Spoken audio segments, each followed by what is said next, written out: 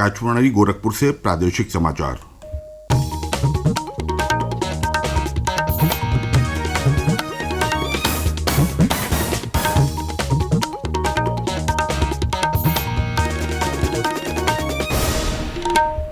नमस्कार। समाचार बुलेटिन के साथ मैं प्रमोद कुमार सिंह। पहले मुख्य समाचार। भूटान के सर्वोच्च नागरिक पुरस्कार से सम्मानित हुए प्रधानमंत्री नरेंद्र मोदी।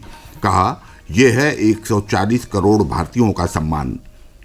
निष्पक्ष और पारदर्शी चुनाव के लिए भारत निर्वाचन आयोग ने तैनात किया पर्यवेक्षकों की टीम। लोकसभा चुनाव में ऑनलाइन नामांकन भी कर सकते हैं प्रत्याशी। लोकसभा चुनाव के पहले चरण में तीसरे दिन 4 प्रत्याशियों ने दाखिल किया नामांकन। 27 मार्च है नामांकन की आखिरी तिथि। और प्रदेश में होली का उल्लास चरम पर। त्योहार को देखते हुए पुलिसकर्मियों की छुट्टियां निरस्त।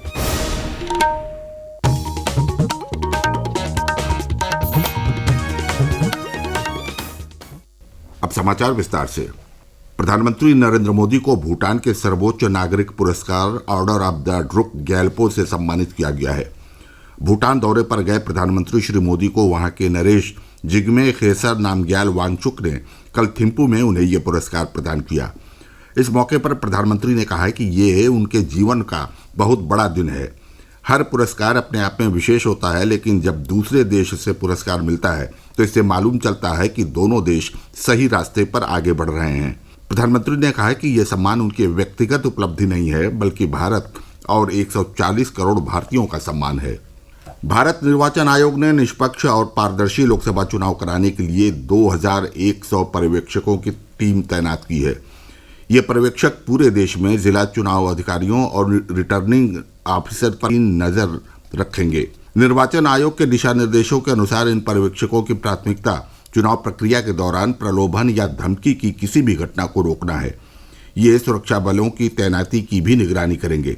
इसके अलावा इस बार लोकसभा चुनाव के प्रत्याशियों को ऑनलाइन नामांकन की सुविधा भी प्रदान की गई है। प्रदेश के मुख्य निर्वाचन अधिकारी नवदीप रिणवा ने इस बारे में बताया कि भारत निर्वाचन आयोग ने प्रत्याशियों को ये सुविधा दी है। इसके लिए भारत निर्वाचन आयोग द्वारा वेबसाइट लिंक जारी किया गया है।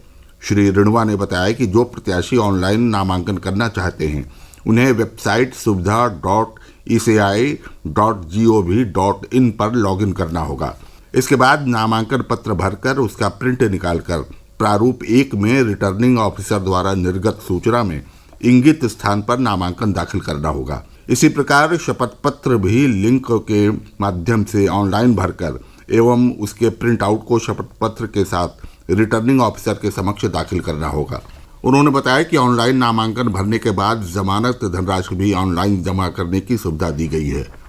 लोकसभा चुनाव में मत प्रतिशत बढ़ाने के लिए विभिन्न मतदाता जागरूकता कार्यक्रम चलाए जा रहे हैं। इसी क्रम में वाराणसी में महात्मा गांधी काशी विद्यापीठ के राष्ट्रीय सेवा योजना NSS द्वारा कल मतदाता जागरूकता रैली निकाली गई।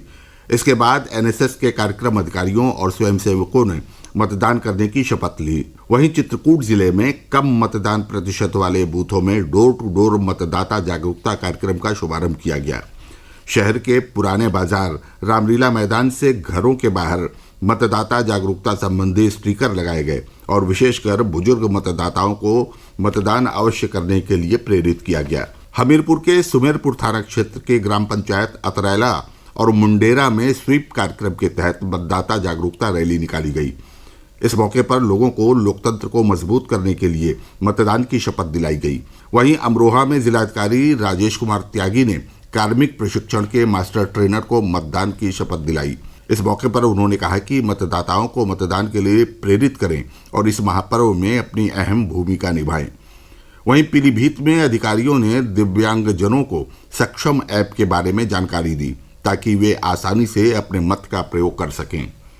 प्रादेशिक समाचार आप आकाशवाणी गोरखपुर से सुन रहे हैं। ये समाचार बुलेटिन हमारे YouTube channel AIR news Gorakhpur और एक्स हैंडल AIR न्यूज़_GKP पर भी उपलब्ध है। प्रदेश के 8 लोकसभा निर्वाचन क्षेत्रों के लिए शुरू हुए नामांकन के तीसरे दिन कल विभिन्न दलों के 4 प्रत्याशियों ने नामांकन दाखिल किया। नगीना लोकसभा सीट के लिए आज़ाद समाज पार्टी काशीराम के चंद्रशेखर और समाजवादी पार्टी के मनोज कुमार ने नामांकन किया। इसी प्रकार मुरादाबाद लोकसभा सीट के लिए socialist unity centre of India communist के हरकिशोर सिंह और पीलीभीत लोकसभा सीट के लिए राष्ट्रीय समाज दल आर से संजय कुमार भारती ने नामांकन दाखिल किया। मुख्य निर्वाचन अधिकारी ने बताया कि नामांकन के दौरान सुरक्षा की व्यापक व्यवस्था की गई है। संपूर्ण नामांकन प्रक्रिया की वीडियोग्राफी भी कराई जा रही है। सहारनपुर, कैराना, मुजफ्फरनगर, बिजनौर, नगीना, मुरादाबाद, रामपुर और पीलीभीत सीटों पर 20 मार्च से नामांकन प्रक्रिया शुरू हुई है। इन लोकसभा सीटों में 7 सामान्य सीटें हैं, वहीं नगीना सीट आरक्षित है। पहले चरण के नामांकन करने की अंतिम तिथि 27 मार्च है। नामांकन पत्रों की जांच 28 मार्च को होगी तथा 30 मार्च को नाम वापसी का दिन तय है। इलाहाबाद हाई कोर्ट की लखनऊ पीठ ने UP board of Madrasa education act 2004 को असंवैधानिक करार देते हुए इस एक्ट को धर्मनिरपेक्षता के सिद्धांत के खिलाफ बताया। जस्टिस विवेक चौधरी और जस्टिस सुभाष विद्यार्थी की डिवीजन बेंच ने यह फैसला सुनाया। कोर्ट ने यूपी सरकार को मदरसे में पढ़ने वाले छात्रों को बुनियादी शिक्षा व्यवस्था में समायोजित करने का निर्देश दिया। हाईकोर्ट का यह फैसला उस रिट याचिका पर आया जिसमें UP board of Madrasa education act 2004 और उसकी शक्तियों को चुनौती दी गई थी। उल्लेखनीय है कि मदरसों की जांच के लिए यूपी सरकार ने अक्टूबर 2023 में एसआईटी का गठन किया था। एसटीएफ की मेरठ यूनिट ने पुलिस भर्ती परीक्षा के पेपर लीक मामले में हरियाणा के गुरुग्राम से रिसोर्ट मालिक सतीश धनखड़ को गिरफ्तार कर लिया है। आरोप है कि सतीश धनखड़ के रिसोर्ट में ही 16 फरवरी को पेपर लीक कराया गया था और 1000 अभ्यर्थियों को बुलाकर एक साथ पेपर पढ़वाया गया था।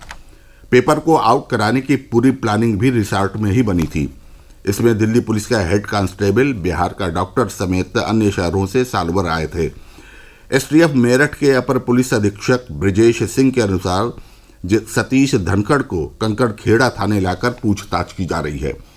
पुलिस भर्ती परीक्षा 18 फरवरी को हुई थी और इसमें लगभग 40 लाख अभ्यर्थी शामिल हुए थे। भर्ती परीक्षा का पेपर लीक होने की खबर फैलते ही इसके विरोध में पूरे प्रदेश में प्रदर्शन हुए थे, जिसके बाद परीक्षा रद्द कर दी गई थी और 6 महीने के अंदर फिर से परीक्षा कराने का निर्णय लिया गया था। प्रदेश के विभिन्न जिलों में होली का उल्लास चरम पर है। बाजारों में भी होली की रौनक दिखाई दे रही है। उधर समूचा ब्रजमंडल होली के रंगों में सराबोर नजर आ रहा है।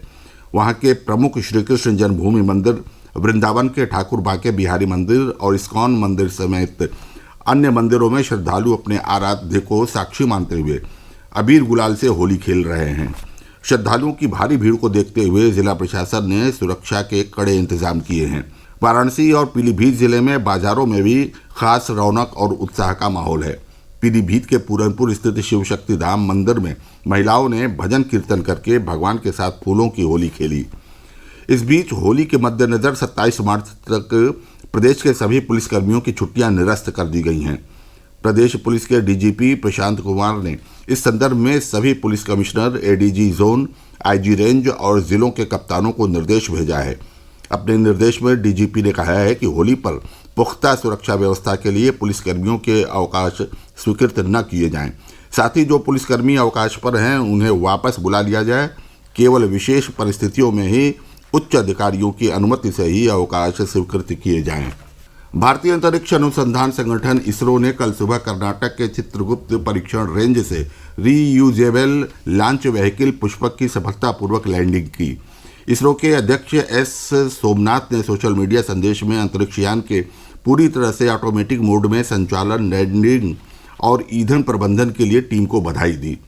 सूचना और प्रसारण मंत्री अनुराग सिंह ठाकुर ने वैज्ञानिकों को बधाई देते हुए कहा है कि इससे देश को अंतरिक्ष के क्षेत्र में नई ऊंचाइयां हासिल करने में मदद मिलेगी। और अंत में बुलेटिन का मुख्य समाचार एक बार फिर। भूटान के सर्वोच्च नागरिक पुरस्कार से सम्मानित हुए प्रधानमंत्री नरेंद्र मोदी, कहा यह है 140 करोड़ भारतीयों का सम्मान। निष्पक्ष और पारदर्शी चुनाव के लिए भारत निर्वाचन आयोग ने तैनात किया पर्यवेक्षकों की टीम। लोकसभा चुनाव में ऑनलाइन नामांकन भी कर सकते हैं प्रत्याशी। लोकसभा चुनाव के पहले चरण में तीसरे दिन 4 प्रत्याशियों ने दाखिल किया नामांकन। 27 मार्च है नामांकन की आखिरी तिथि और प्रदेश में होली का उल्लास चरम पर। त्यौहार को देखते हुए पुलिसकर्मियों की छुट्टियां निरस्त। इसके साथ ही प्रादेशिक समाचार समाप्त हुए। नमस्कार।